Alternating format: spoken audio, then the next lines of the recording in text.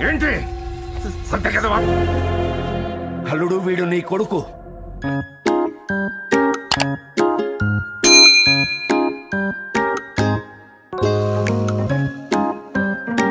Assalamualaikum, apa kabar? Dengar-dengar PPKM diperpanjang ya teman-teman. Sabar ya, semoga corona cepat musnah. Jangan lupa jaga kesehatan, jaga imun, ikuti prokes, dan jangan lupa juga follow akun sosmed Mimin ya, Instagram dan TikTok. Ketemu lagi dengan Vicol. Kali ini Vicol akan menceritakan alur cerita film ala Vaikuntapuramulo. Susah juga ya namanya. Kisah pria miskin yang menukarkan bayinya dengan bayi temannya yang kaya raya. Mirip-mirip sinetron Indonesia ini, tapi versi kerennya gitu kali ya. Oke, tanpa lama-lama langsung cus ke belakang. Di awal film terlihat seorang laki-laki yang menerima kabar baik mengenai kelahiran putranya. Di sisi lain juga lahirlah seorang bayi laki-laki. Namun saat suster mau memeriksa, bayinya ternyata tidak bergerak. Suster keluar ingin memakai telepon, tapi telepon masih dipakai laki-laki yang tadi. Suster memberitahu bahwa putra Pak Ramchandra yang baru dilahirkan meninggal dunia. Padahal tadi waktu dilahirkan baik-baik saja. Laki-laki itu tiba-tiba punya ide untuk menukar anaknya dengan niatan baik. Katanya mau mengorbankan anaknya, nggak apa-apa deh anaknya ditukar sama anaknya si Ramchandra itu. Setelah menukar anaknya, dia membawa putra Ramchandra. Ternyata putra Ramchandra menangis. Suster yang ingin menukar kembali bayi tersebut dihalangi oleh laki-laki ini. Katanya niat baik, ternyata bukan. Perdebatan pun terjadi. Akhirnya tanpa sadar suster tersebut didorong dari atas hingga terjatuh. Berdebatnya di lantai 2 tuh ceritanya. Laki-laki ini bernama Vakil. Dia adalah teman Ramchandra. Dulu mereka ini sama-sama pegawai biasa, tapi Ramchandra menikahi putri pemilik perusahaan. Makanya Vakil menukar bayinya agar hidup mewah. Wah, seperti sinetron Indonesia bukan? Saat upacara penamaan bayi, Ramchandra menamai anaknya Raj, nama yang bagus. Sedangkan Vakil menamai anaknya Bantu. Aduh, nggak ada keren-kerennya Bantu.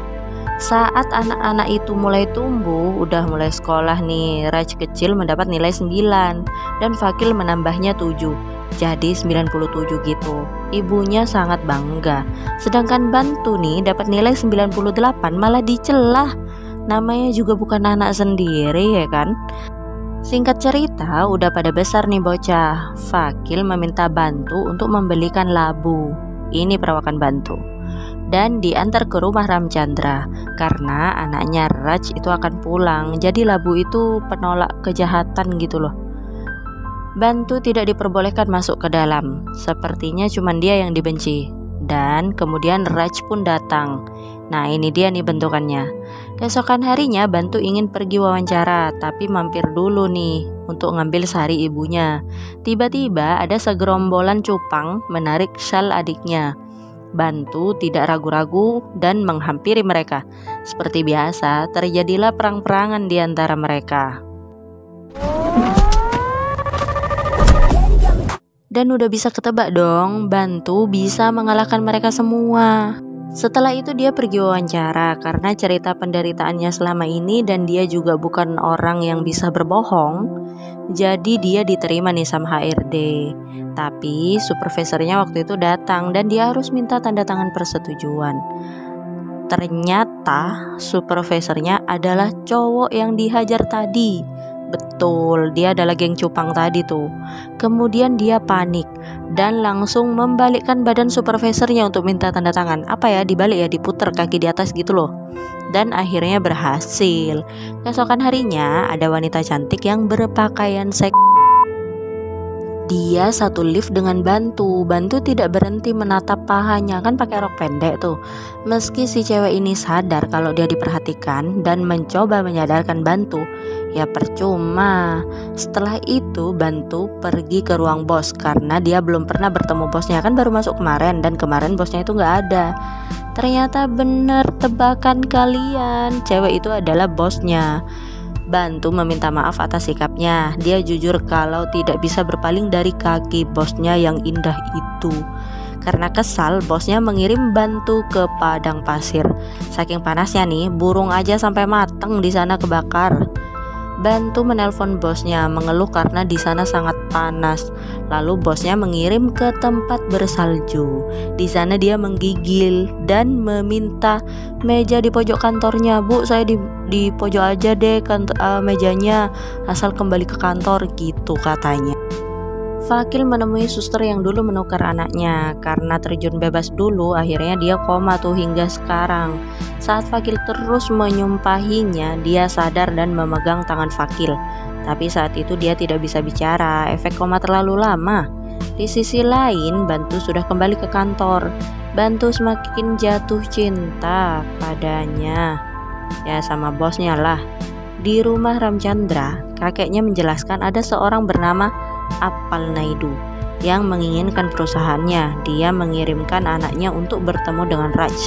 Mereka sangat kejam dan Ramchandra ingin Raj menolak penjualan perusahaan nanti saat pertemuan.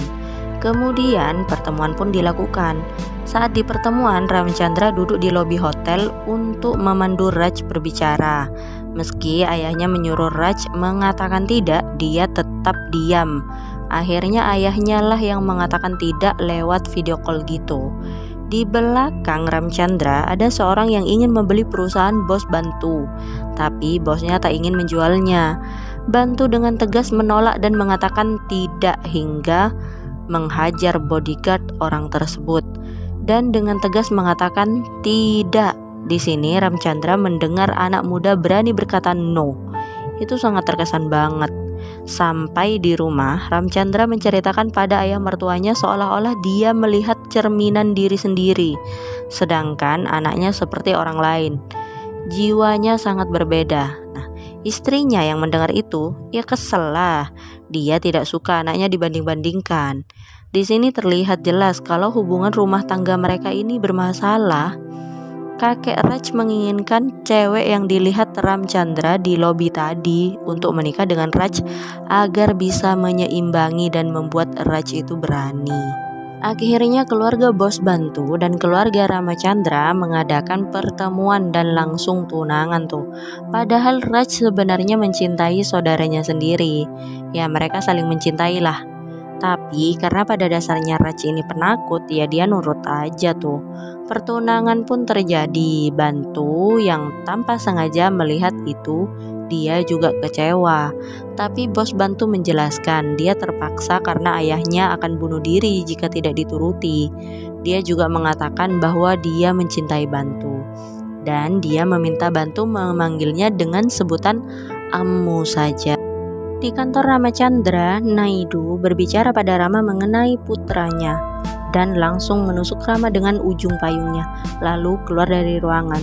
Saat itu bertepatan Bantu dan Ammu mau menemui Rama, mau mengaku kalau Ammu itu tidak mencintai Raj, tapi malah menemukan Rama tergeletak di bawah dan mereka langsung membawa ke rumah sakit. Saat sampai di rumah sakit, perawat yang menukar Raj dan Bantu melihat Ramachandra dan dia berbicara pada Bantu, "Apa dia ayahmu?" Bantu bilang bukan. Tiba-tiba Fakil dan kakeknya datang, tapi Fakil tidak melihat mereka berdua nih. Dia hanya mengantar kakek Raj duduk di ruang tunggu. Di sini suster menceritakan kebenaran mengenai dia dan Raj.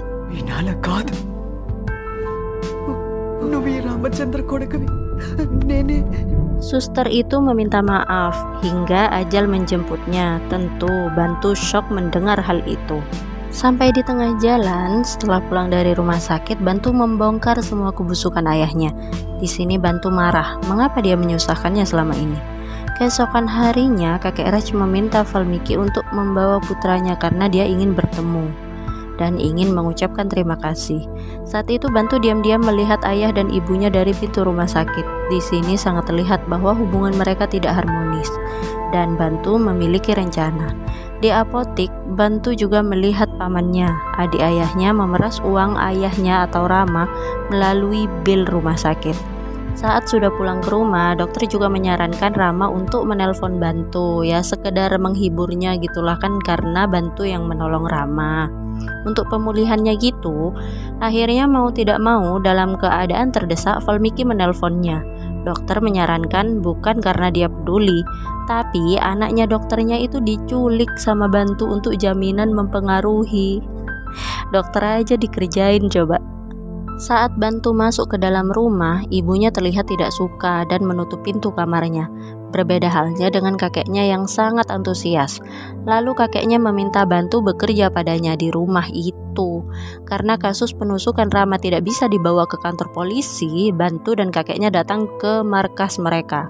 Awalnya mereka ingin berbicara baik-baik, tapi karena Bantu melihat bekas tangan di baju kakeknya, membuat dia marah dan menghabisi anak buah Naidu.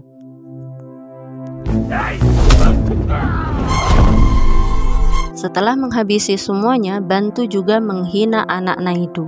Kebetulan juga Naidu datang dan dia juga tidak lepas dari hinaan Bantu. Saat sudah kembali ke rumah Rama, Rama berbicara empat mata dengan Bantu bahwa sebenarnya dia hanya butuh keluarganya, karena tanpa keluarga kemana dia bisa berpaling. Di sini Bantu paham situasinya dan kakeknya memberitahu pokok permasalahannya. 7 tahun lalu mereka sudah tidak berbicara dari hati ke hati. Maksudnya emak sama paknya Bantu itu. Saat paman-pamannya menunjukkan laporan keuangan ke kakeknya kaget karena pengeluarannya terlalu besar. Ya, pada dasarnya Bantu kan gak bisa berbohong, jadi dia membuka semua kebusukan pamannya.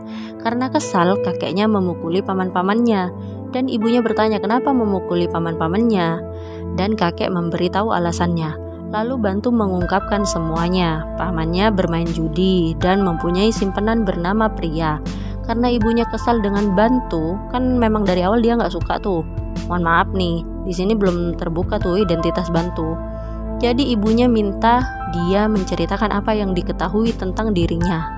Dan Bantu mengatakan, kamu tidak akur dengan suamimu karena kamu menutup pintu kamar saat aku pertama kali ke sini. Padahal itu biasanya tidak dilakukan oleh orang yang sudah menikah 25 tahun. Dan mengungkap kalau ayahnya pernah selingkuh 7 tahun yang lalu.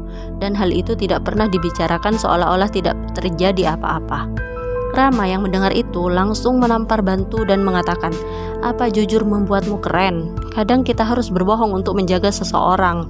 Dan Bantu membalas, kau akan tahu nilai kebohongan saat mencintai, tapi kau akan tahu sekuat apa cintamu hanya jika kau jujur.